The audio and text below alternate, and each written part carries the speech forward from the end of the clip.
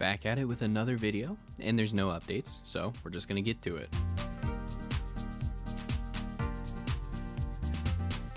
The farm for the EFV5-Jupiter and the Purgator is very, very simple. You need 30,000 standing with the Hex and rank 5.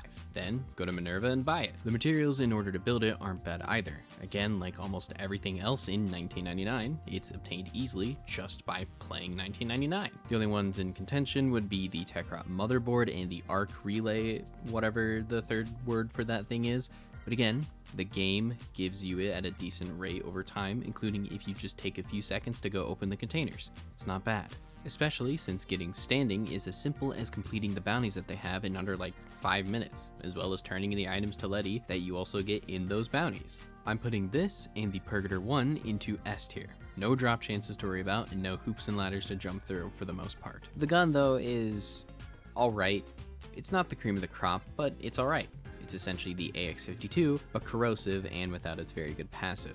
Trading that passive for a shotgun blast alternative fire that you're better off just not using in total. Having average crit and slightly above average status, it's an alright assault rifle that does corrosive damage off rip, allowing you to combo it with other elements on the gun itself. It's very accurate and comes with a decent ammo count. B to A tier.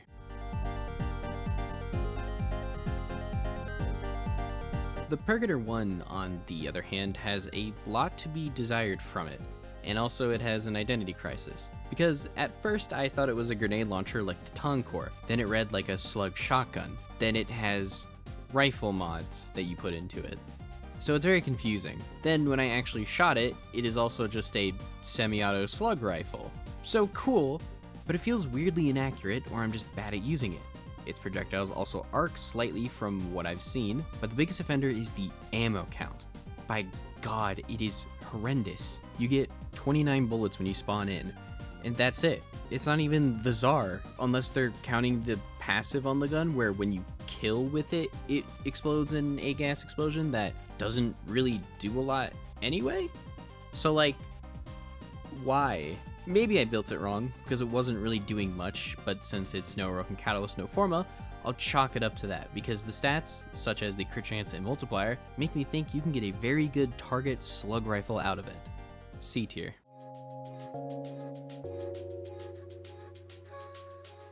The Strun Wraith, on the other hand, by the fact that it is a Wraith weapon, goes into F tier automatically. Wraith weapons suck to farm, and you basically also can't even farm them. You have to wait for when they will spawn in the invasion tab. So, just by that fact, that's why it's an F tier. When it pops up in the invasion tab, you know what part you'll get. The other sucky part is waiting for when the invasion either gets completed for one side or the other, and just having to do 3 missions that you probably don't really want to do and waste time, like a defense mission for 15 minutes. So, again, it's just F tier. The Strun Wraith also isn't going to escape F tier by a large margin, and not because it's bad, but because it has a better variant out there already. The Strun Prime just being better than it in every way besides status chance, which is alright. It's not bad, however, it gets the job done for what it is, so its potential is going to be lower than where I would put the Prime version, which would be B to A, not counting the Incarnon, so the Wraith goes into high C to low B.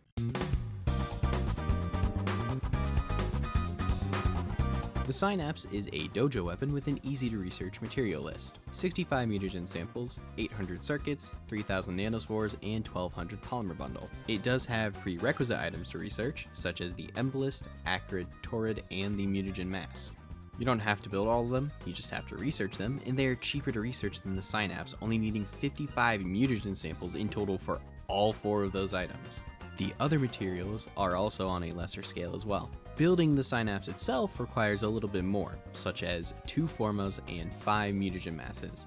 Those are the only hefty requirements if you really want to sacrifice 2 Forma for it, and needing to go to Fortuna on the right time frame to get the mutagen masses, or make them in your own foundry and waste more time that way. Personally, I don't really think it's that bad, but it is the con/cost to build it for your personal preference.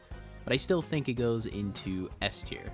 Dojo weapon that doesn't really have that much of a terrible cost. In the last video, we talked about the Coda Synapse, which is just this thing, but better. And honestly, that still holds true. It's the Torrid Incarnate's older brother being released all the way back in 2013 when I was 10 to 11 years old, and probably it was amazing for its time. I still think it's a pretty good weapon for its crit chance being massive, doing innate corrosive, being a beam weapon. The only downside I see is that it's not arcing to other enemies as the Tord Incarnate does, and that now it is sadly outclassed easily. That, and that the Coda weapon is now out, this gun will sit in D tier.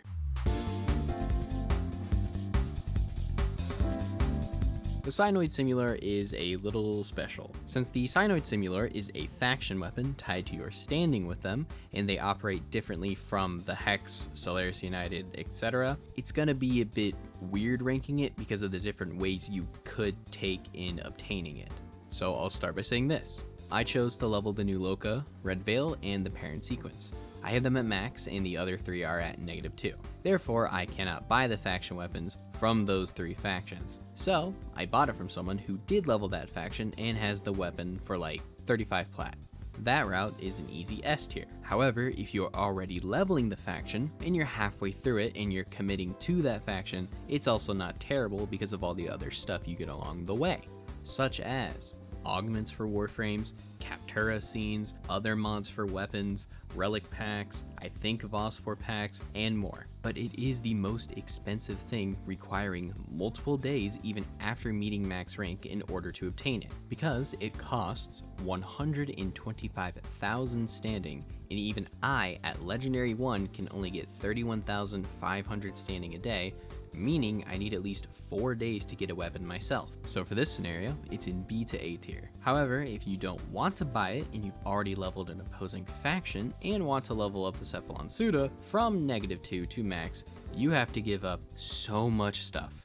And it used to be way worse needing prime parts. And I'd rather not give up 2 Orokin Catalysts and Forma and Aya in order to promote her and then demote my other factions. Thank you very much.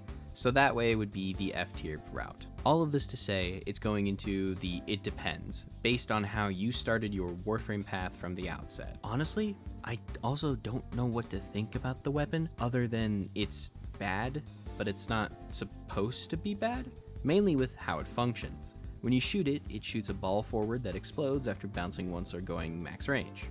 Cool, right?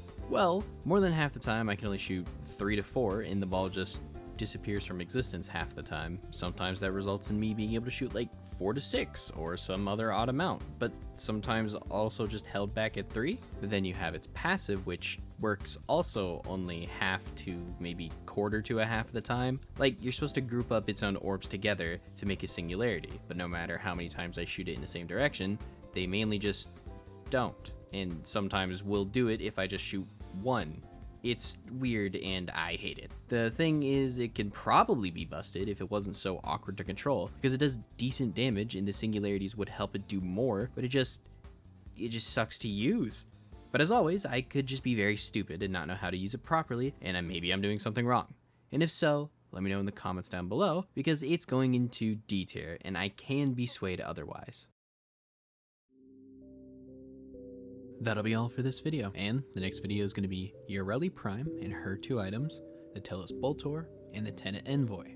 And this video didn't add anything to the workout counter, and so far I've done this amount from the last video, leaving this amount left. I'm being vague because the number might change from when I record the audio and then do the final cut. Anyway, as always, thank you so much for watching. Subscribe if you want to. Tell me in the comments if I'm stupid about a weapon, and lastly, take care of yourself.